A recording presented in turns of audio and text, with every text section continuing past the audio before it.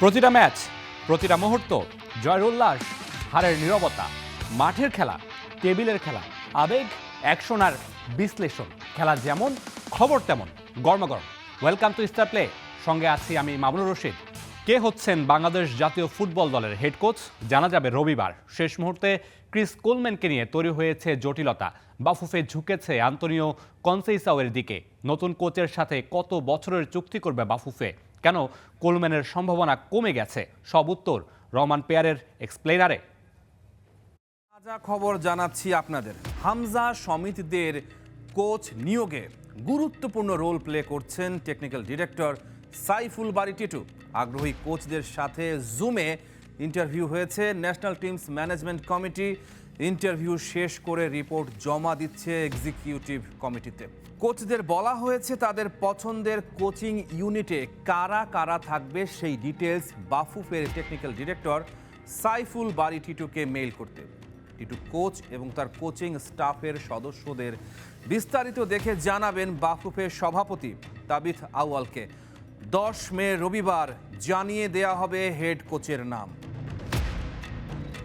আলোচনায় থাকা ক্রিস কোলম্যানকে নিয়ে জটিলতা তৈরি হয়েছে। পুরো ব্যাপারটা বুঝতে হলে আগে বুঝতে হবে আজকের দিনের হাই প্রোফাইল কোচ আসলে কিভাবে কাজ করেন। তিনি শুধু মাঠে দাঁড়িয়ে নির্দেশ দেন না, তিনি একজন আধুনিক ম্যানেজার। তার কাজ চলে ডেটা আর বিজ্ঞানের উপর ভর করে। জিপিএস ট্র্যাকিং, স্পোর্টস সায়েন্স, মনোবিজ্ঞান, প্রতিপক্ষের ভিডিও বিশ্লেষণ। আর সবচেয়ে বড় কথা, এই মাপের কোচ কখনো একা আসেন না। তার সঙ্গে আসে technical analyst, fitness trainer, nutritionist, goalkeeper coach. মিডিয়ায় এখন সবচেয়ে বেশি ঘুরছে ক্রিস কোলম্যানের নাম। ওয়েলস জাতীয় দলের সাবেক কোচ, যিনি ওয়েলসকে নিয়ে গিয়েছিলেন ইউরো 2016-এর সেমিফাইনালে। কোলম্যান বাফুফের কাছে মাসিক বেতন চেয়েছেন $26,000 মার্কিন। কিন্তু সমস্যাটা বেতনে না, সমস্যাটা হলো পুরো প্যাকেজে। কোলম্যানের পছন্দের assistant coach, physio, trainer, goalkeeper coach, এই পুরো সেটআপের খরচ একসঙ্গে যোগ করলে অঙ্কটা বাফুফের জন্য বহন করা প্রায় অসম্ভব হয়ে পড়ে। তাই কোলম্যানকে নিয়ে অনিশ্চয়তা এখনো কাটেনি। বাফুফেও তাই শেষ বেলায় কোলম্যানের ব্যাপারে পিছিয়ে গেছে। আরও একটা বড় খবর, আন্তোনিও কনসেইসাওকে নিয়েও আগ্রহী বাফুফে। এই পর্তুগিজের কোচিং ক্যারিয়ারও সমৃদ্ধ। ক্যামেরুন জাতীয় দলের হেড কোচ হিসেবে চমক দেখিয়েছেন কনসেইসাও। 2019 থেকে 2022 সাল পর্যন্ত ক্যামেরুনের দায়িত্বে ছিলেন। তার অধীনে লায়নরা মোট 24 ম্যাচ খেলেছে। এর মাঝে জয় 14টা, ড্র 8টা, হেরেছে মাত্র 2টা ম্যাচ। কনসেইসাও যখন ক্যামেরুনের দায়িত্ব নিয়েছিলেন তখন তাদের ফিফা র্যাঙ্কিং ছিল 53, আর যখন দায়িত্ব ছাড়েন তখন ক্যামেরুনের র্যাঙ্কিং ছিল 33। সূত্র বলছে বাফুফে নতুন কোচের সাথে দীর্ঘ মেয়াদে চুক্তি করতে চায়। পাশাপাশি এমন একটা অপশন রাখা হয়েছে যেখানে প্রতি 6 মাস পর পর কোচের পারফরম্যান্স রিভিউ করা হবে। 233টা আবেদন, 11 জন ফাইনালিস্ট, একটাই চেয়ার। আর সেই চেয়ারে কে বসবেন, এটাই এখন বাংলাদেশের ফুটবল প্রেমীদের সবচেয়ে বড় প্রশ্ন। রোজারিও মিকেল সরে দাঁড়িয়েছেন। বাফুফের সভাপতি তাবিথ আউয়াল বলে দিয়েছেন 15 মের মধ্যে চুক্তি সই হবেই। ঘড়ির কাঁটা টিকটিক করছে। কে হবেন হামজা সমিতিদের নতুন head coach? Rahman pair, star play.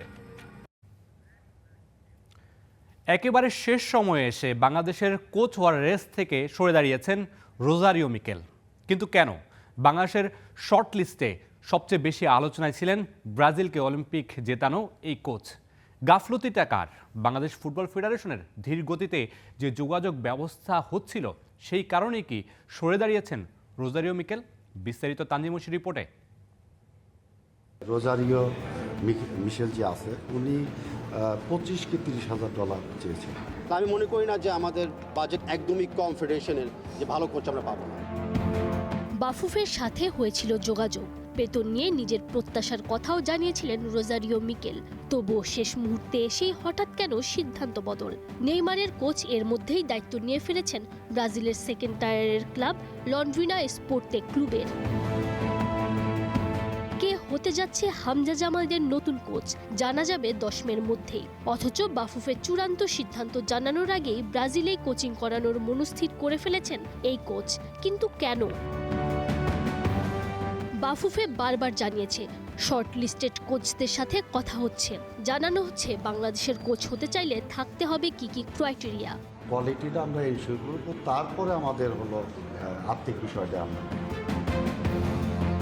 তবে কি বাফুফের আর নিজের চাওয়ার সাথে অমিলই রোজারিও মিকেলকে বাংলাদেশ বিমুখী হতে ভূমিকা পালন করেছে? প্রশ্ন তোলা যায় আরও দুইটা। কোচ নিয়োগে বাফুফের ধীরগতি কি এই কোচের অনীহার কারণ হয়ে দাঁড়িয়েছে, কিংবা শেষ মুহূর্তে এসে ক্রিস কোলম্যানদের মতো কোচের আবেদন জমা পড়ায় মিকেলের মনে হয়েছে তার সুযোগ কম, কিংবা তাকে কি কেউ এই ধরনের বার্তা দিয়েছিল? অবশ্য দিন দুয়েক ধরেই গুঞ্জন উঠছিল শেষ পর্যন্ত নিজে থেকেই সরে যেতে পারেন মিকেল। যদিও লন্ড্রিনা ক্লাবের হেড কোচ হিসেবে দায়িত্ব নেওয়ার অফিসিয়াল ঘোষণা আসার কয়েক ঘন্টা আগেই তাবিত আওয়াল বলেছিলেন, ওপেন মিডিয়াতে অনেক কিছু শোনা যায়, বিশেষ করে সোশ্যাল মিডিয়াতে। এখনও আমরা যে কোচদের সাথে ইন্টারভিউ প্রসেসে আছি 5 জনের সাথে কথা হয়ে গেছে, তারা ভেরি ইন্টারেস্টেড। অপেক্ষা আছে সানডেতে আমরা কি বলি, আর আরও 6 জনের সাথে আমরা আজকে কালকে কথা বলবো। তবে গুঞ্জন সত্যি করে পিছু হটেছেন ব্রাজিলিয়ান কোচ।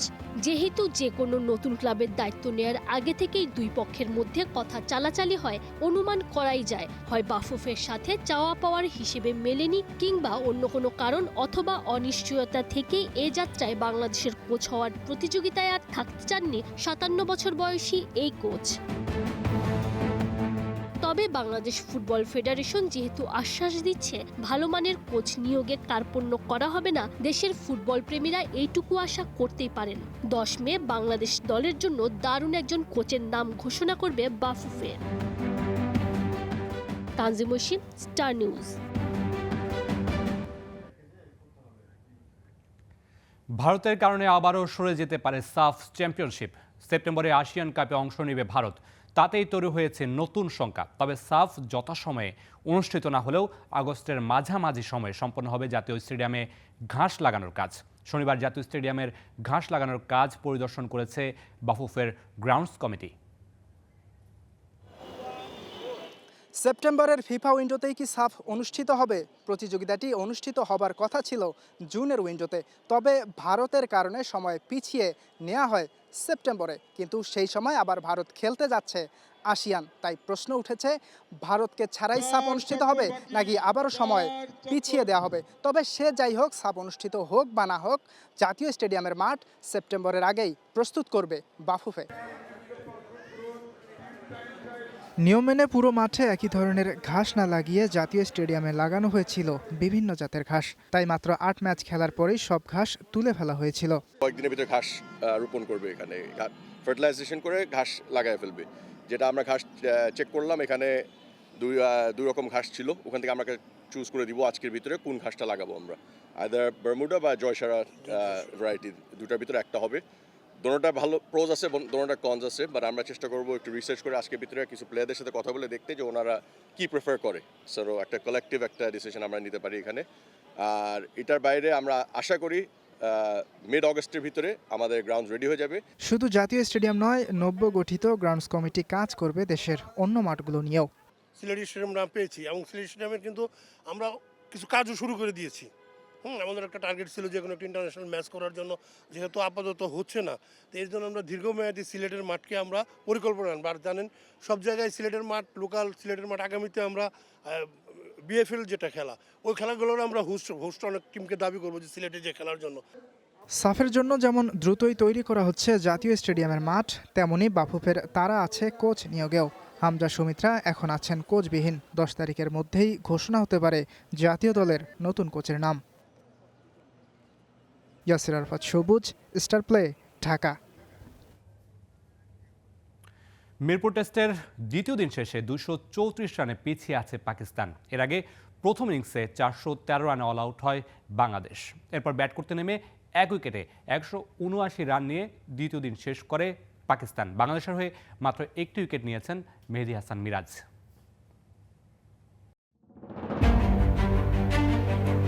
মিরপুর টেস্টের দ্বিতীয় দিনে নাহিদ রানার প্রায় 141 কিলোমিটার গতির আগুন বল আশা দেখিয়েছিল।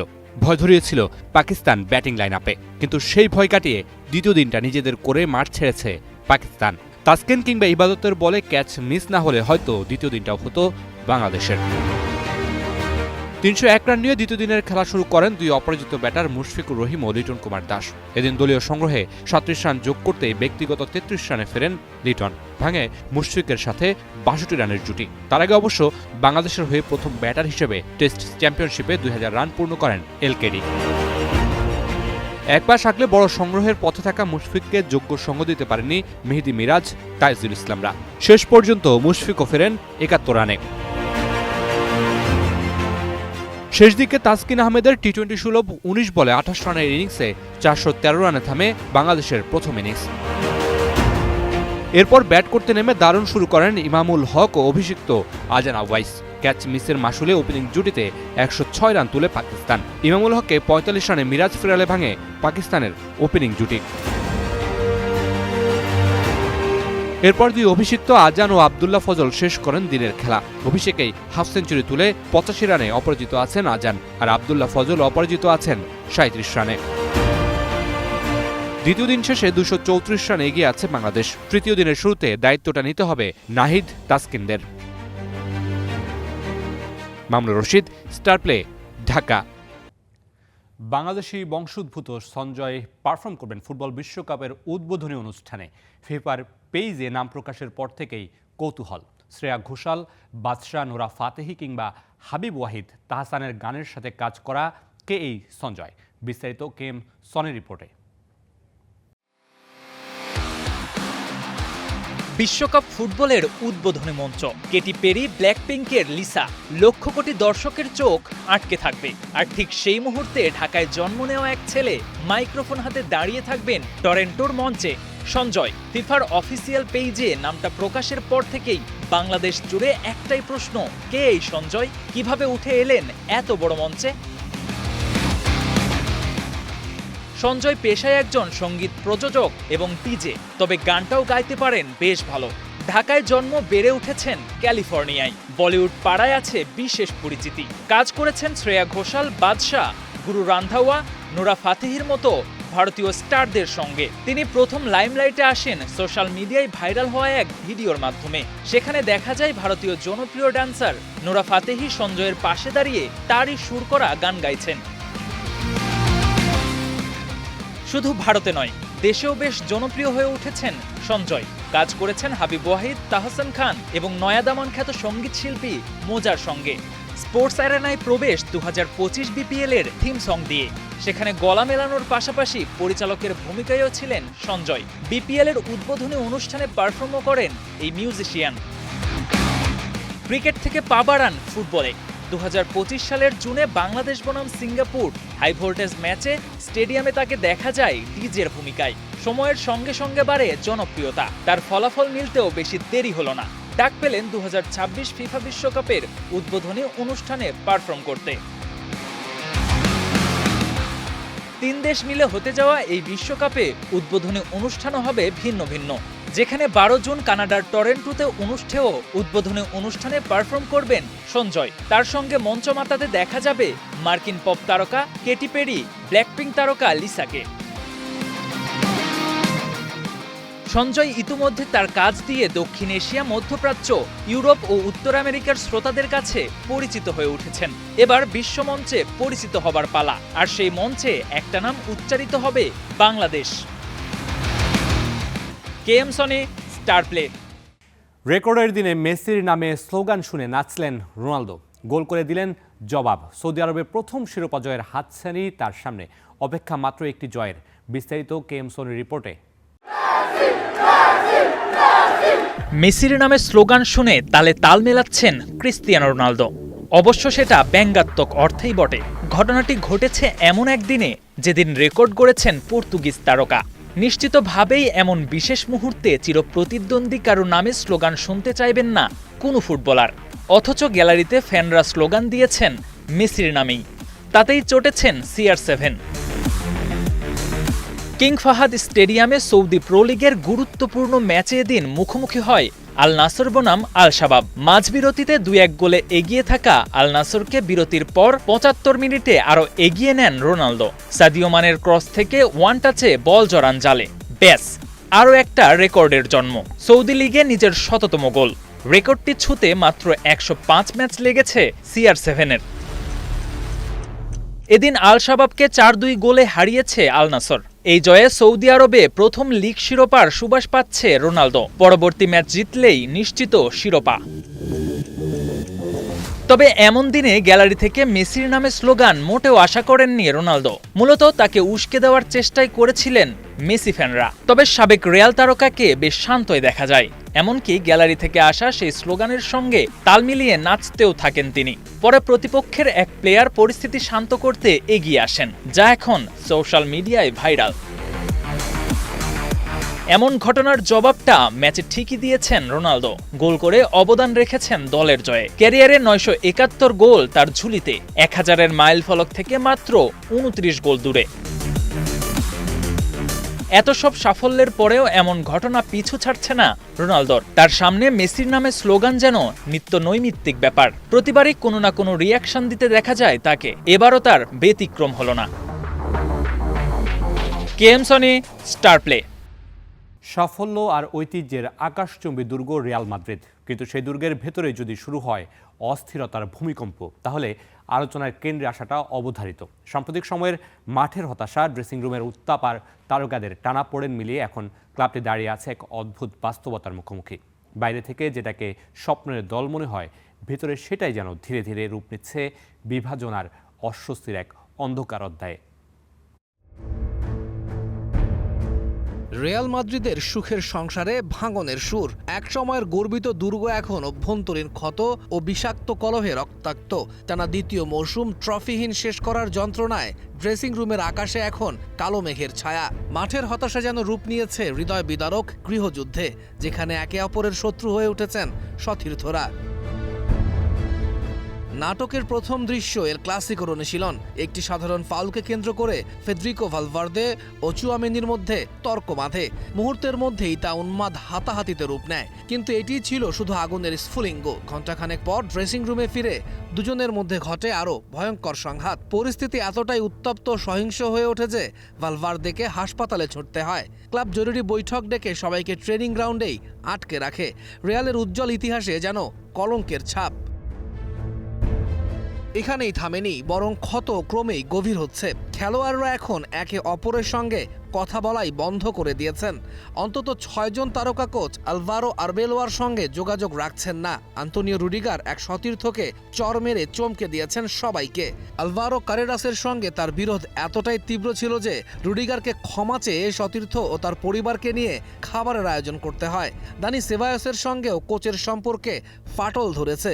পুরো ড্রেসিং রুম এখন বারুদের স্তূপ, যেন যে কোনো মুহূর্তেই বিস্ফোরিত হবে। তার ওপর অস্বস্তির কারণ অন্যতম বড় তারকা কিলিয়ান এমবাপে, যাকে দলে ফেরাতে কয়েক মৌসুম অপেক্ষা করতে হয়েছে। সেই তারকাই এখন ক্লাবের মাথা ব্যথার অন্যতম কারণ। রিয়াল বেতিস ম্যাচের আগে অনুশীলনে অফসাইডের সিদ্ধান্তে কোচিং স্টাফের সদস্যদের ওপর মেজাজ হারিয়ে অপমানজনক ভাষায় গালাগালি করেন তিনি, অথচ কোনো শাস্তি হয়নি। চোট সারাতে মাদ্রিদে থাকার কথা থাকলেও এল ক্লাসিকোর আগে তিনি চলে যান ইতালির বিলাসবহুল ছুটিতে। এই আত্মকেন্দ্রিকতায় ড্রেসিং রুমের ফুটবলাররা গভীরভাবে ক্ষুব্ধ ও বিরক্ত। ক্লাবের অন্যতম সেরা পারফর্মার ভিনিসিয়াসের সাথেও কিলিয়ানের সম্পর্ক ঠেকেছে তলানিতে। পুরো দল এখন ভিনির পক্ষে, পরিসংখ্যানও বিপক্ষে দাঁড়িয়েছে এই ফরাসি তারকার। গত মার্চে তিনি যখন চোটের কারণে মাঠের বাইরে ছিলেন, টানা 5 ম্যাচে জয় পেয়েছিল লস ব্ল্যাঙ্কোরা, যেখানে ছিল ম্যানচেস্টার সিটির বিপক্ষে চ্যাম্পিয়ন্স লিগের 2টি জয়। অথচ এমবাপে ফেরার পর 6 ম্যাচের 5টিতেই জয়ের দেখা পায়নি আলভারো আরবেলোয়ার দল।